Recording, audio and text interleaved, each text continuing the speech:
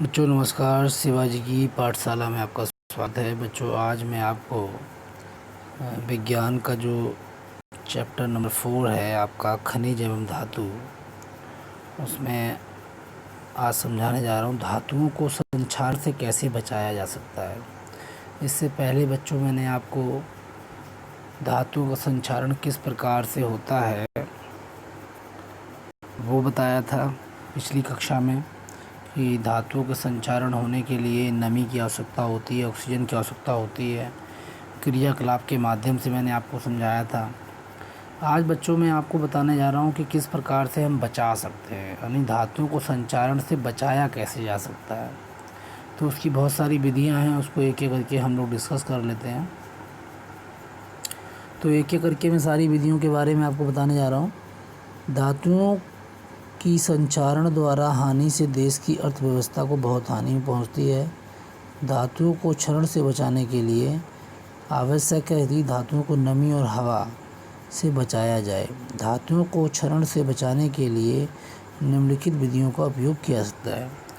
तो देखिए, हमारे देश की अर्थव्यवस्था कहीं ना कहीं उसको बहुत हानि पहुंचती है। जैसे लोहे के बहुत सारे ब्रिज हैं, पुल बनाए जाते हैं, उनमें जंग लग जाती है और कुछ समय के बाद वो ख़राब हो जाते हैं। तो कहीं ना कहीं हमारे देश की अर्थव्यवस्था उससे प्रभावित होती है, और अर्थव्यवस्था जब प्रभावित होगी तो हम सभी लोग भी प्रभावित होंगे बच्चों। तो देखिए यहाँ पर बहुत सारे तरीके हैं। जैसे पहला तरीका क्या है, देखिए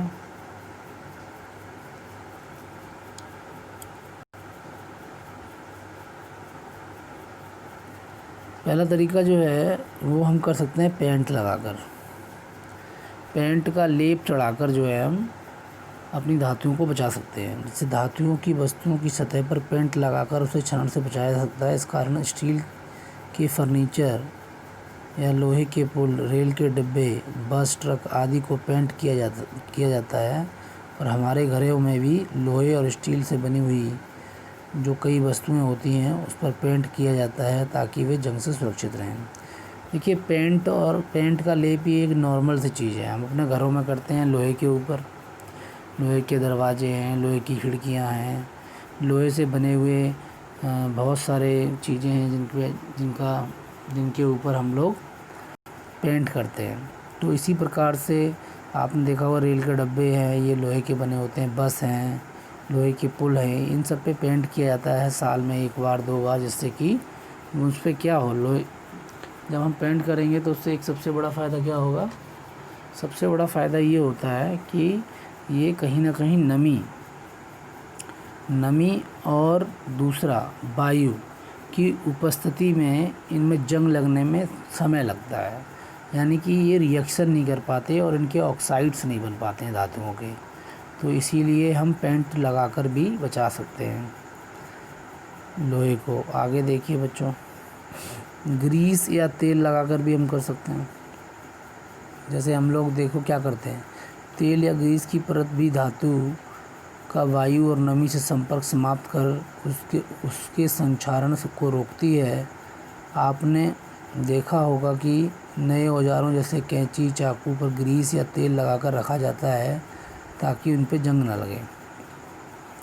देखिए, तेल और ग्रीस भी एक बहुत ही महत्वपूर्ण युक्ति है जिसके द्वारा हम वायु और नमी के संपर्क को तोड़ देते हैं। तो यदि हमने धातुओं के ऊपर तेल या ग्रीस लगा दिया, जैसे मशीनों में भी हम लोग लगाते हैं, कैंची है, चाकू है, या आपके और जो औजार हैं बिजली के, चाहे वो प्लास हो, चाहे वो आपका जो है कैंची हो, इन सब के ऊपर यदि हमने ग्रीस या तेल लगा दिया तो क्या होगा, इनका संपर्क टूट जाएगा वायु और नमी से।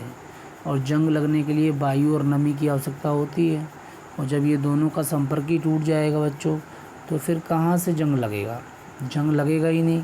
तो इसलिए ग्रीस और तेल का भी हम इस्तेमाल कर सकते हैं, पेंट भी कर सकते हैं। ठीक है, तीसरा देखिए, तीसरी विधि बहुत इम्पॉर्टेंट है। इसमें हम क्या करते हैं, गैल्वेनीकरण यानी धातु चढ़ाना। धातु के ऊपर, और इंग्लिश में बोलते हैं गैल्वनाइजेशन, धातु के ऊपर दूसरी धातु को चढ़ा देना। एक धातु पिघली हुई होगी और दूसरी धातु को उसके ऊपर अंदर डुबा देंगे, जिससे क्या होगा, वो जो धातु होगी उसके ऊपर चढ़ जाएगी। अब भाई कौन सी धातु चढ़ाई जाएगी? अब जैसे लोहा है, लोहे में तो जंग लग जाती है, तो लोहे के ऊपर वही धातु चढ़ाएंगे जिसमें जंग नहीं लगती है, जिसका संक्षारण नहीं होता है। जैसे अब किया कैसे जाता है, ये गैल्वानीकरण किया कैसे जाता है? लोहे को जंग से बचाने के लिए लोहे की चादर या अन्य पात्र को पिघले हुए जस्ते में डुबा दिया जाता है। जस्ते का मतलब क्या होता है बच्चों? जिंक होता है, ठीक है, जिसके कारण लोहे पर जस्ते की एक पतली परत चढ़ जाती है और इसे ही गैल्वानीकरण कहते हैं, ठीक है। घरों की छतें बनाने के लिए प्रयुक्त लोहे की चादरों, बाल्टियों और ड्रमों को संक्षारण से बचाने के लिए उनका गैल्वानीकरण किया जाता है। कि जैसे हमारे घरों में जो टीन डाली जाती है, लोहे की चादरें होती है, टीन होती हैं, और बाल्टियाँ और ड्रम जो इस्तेमाल करते हैं, वो क्या होते हैं, उनको जस्ते में डुबाया जाता है। होते तो लोहे के हैं, किसके होते हैं? लोहे के बने होते हैं, लेकिन उनको क्या करते हैं?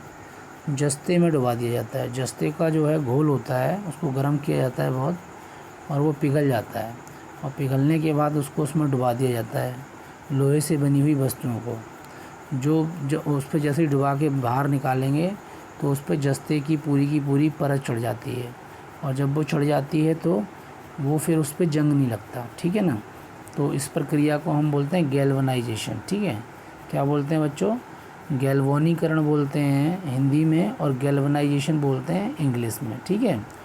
तो गली हुई, गैल्वनाइजेशन को ऐसे याद रखना है, गले हुए जस्ते में डुबा देना। किसको? लोहे से बनी हुई धातुओं को डुबा देना। तो लोहे से बनी हुई वस्तुओं को डुबा देना, लोहा तो खुद एक धातु है, तो लोहे से बनी हुई वस्तुओं को गले हुए जस्ते में डुबा देने से क्या होगा? उसके ऊपर जस्ते की एक परत बन जाएगी, और वो जस्ते की परत जब बनेगी तो वो उस लोहे पर जंग नहीं लगने देगी, ठीक है। इस प्रकार से हम बचा सकते हैं। अगला देखिए, अगली विधि है विद्युत लेपन।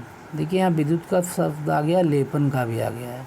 कहीं ना कहीं इसमें विद्युत का इस्तेमाल होगा, और लेपन यानी एक ऐसी विधि जिसमें विद्युत का इस्तेमाल होता है और एक धातु को दूसरी धातु के ऊपर चढ़ा दिया जाता है। इसको इंग्लिश में बोलते हैं इलेक्ट्रोप्लेटिंग। तो इलेक्ट्रोप्लेटिंग मतलब इलेक्ट्रॉन से जुड़ा हुआ है, और प्लेटिंग मतलब प्लेट चढ़ा देना किसी की। तो एक धातु को दूसरी धातु के ऊपर चढ़ा देना, इसी को बोलते हैं विद्युत लेपन, लेकिन इसमें विद्युत का इस्तेमाल होगा, ठीक है। तो कुछ धातुएं जैसे क्रोमियम है, निकेल और टिन, ये ऐसी धातुएं हैं बच्चों, क्रोमियम, निकेल और टिन। देखिए क्रोमियम को Cr लिखते हैं, और निकेल को Ni लिखते हैं, और टिन जो होता है हमारा वो आपको Tin हमने लिखा है इसको, ठीक है। तो क्रोमियम, निकेल और टिन जो है, इनको हम क्या करेंगे? क्रोमियम, निकेल और टिन इनको मिला देंगे, या फिर हम इन धातुओं को क्या करेंगे? इन धातुओं की प्लेटिंग चढ़ा देंगे। किसके ऊपर?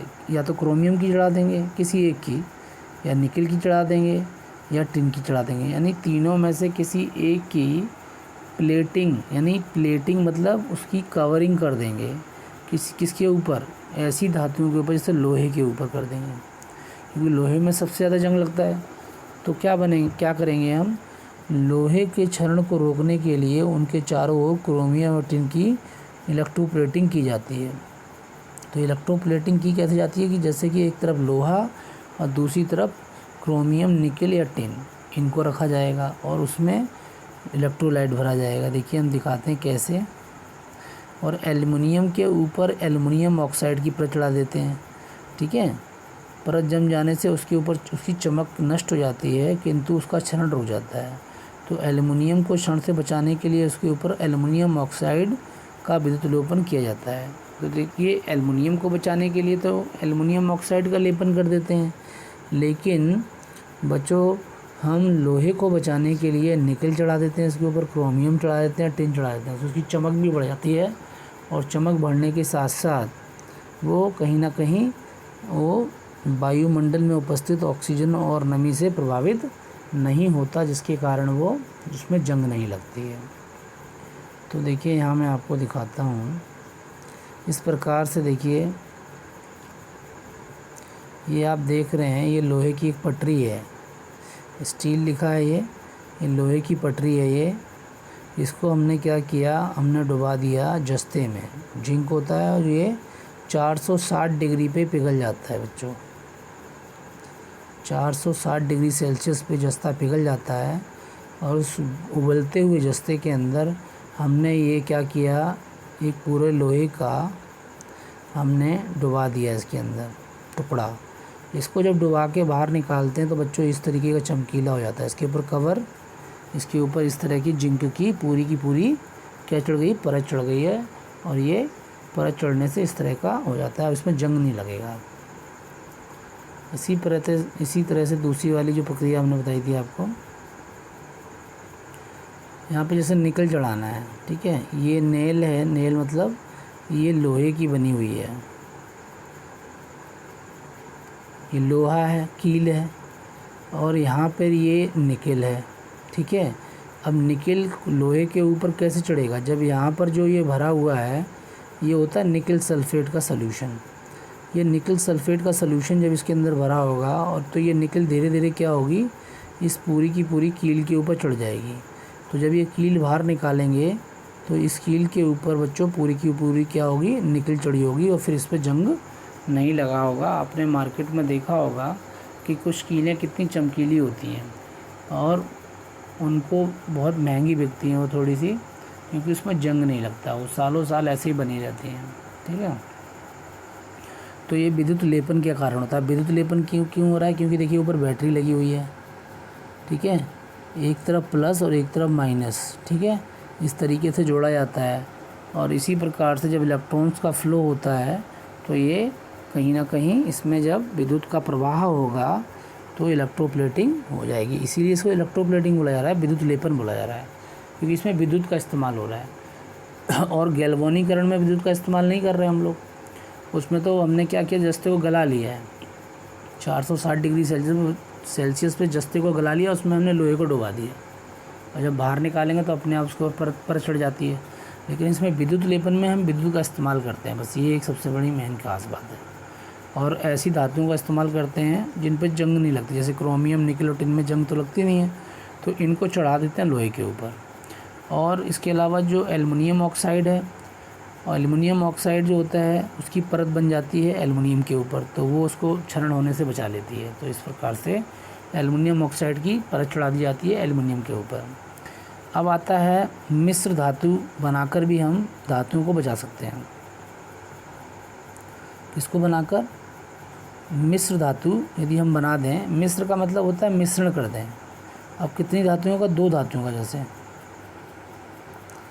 मिश्र धातु बनाकर कभी कभी एक धातु में दूसरी धातु या अधातु मिलाने पर वह अधिक कठोर, स्थायी और संचारण से सुरक्षित हो जाती है। जैसे या तो हमने एक धातु को दूसरी धातु से मिला दिया या फिर एक धातु को दूसरी अधातु से मिला दिया, ठीक है।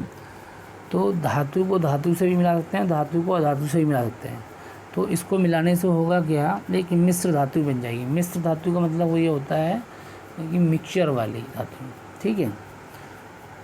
लेकिन जो बनेगी नई धातु वो अधिक कठोर भी होगी एक तो, दूसरी स्थायी होगी और संचारण नहीं होगा उसका, ठीक है। जैसे स्टेनलेस स्टील है बच्चों, स्टेनलेस स्टील क्या है, एक मिश्र धातु है। हमारे घर में जो बर्तन होते हैं स्टील के, कितने चमकदार बर्तन होते हैं, क्या जंग लगता है उसमें, बिल्कुल नहीं लगता, सालों साल चलते हैं, ऐसे ही चमकते रहते हैं। और ये किसकी बनती है बच्चों, मेन इसमें कार्बन और लोहा होता है। मेन किसकी बनती है, कार्बन और लोहे की, ठीक है। चलिए इसके बारे में हम आगे भी पढ़ेंगे और फिर आपको ज़्यादा जानकारी मिलेगी, ठीक है। तो आपने अपने घर में जो स्टेनलेस स्टील के बर्तन देखे हैं उनमें जंग नहीं लगता है बिल्कुल भी। अब हम जानते हैं कि बच्चों सबसे बड़ी चीज़ मिश्र धातु होती है, ठीक है। अभी मैंने आज आपको बताया कि बच्चों, आज मैंने आपको क्या बताया कि हम धातुओं को किस प्रकार से बचा सकते हैं संचारण से, यानी उनमें जंग लगने से। तो मैंने आपको कई विधियां बताई, पेंट या लेप चढ़ाकर, ग्रीस या तेल लगाकर, गैल्वेनीकरण करके, विद्युत लेपन करके और मिश्र धातु बनाकर।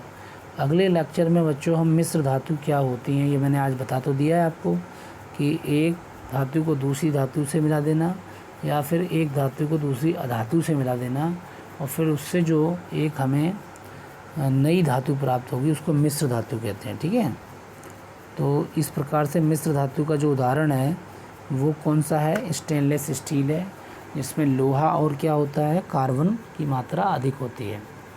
तो मिश्र धातुओं के बारे में हम अगले लेक्चर में पढ़ेंगे। आज के लिए बच्चों इतना बहुत है। थैंक यू वेरी मच बच्चों फॉर वॉचिंग दिस वीडियो।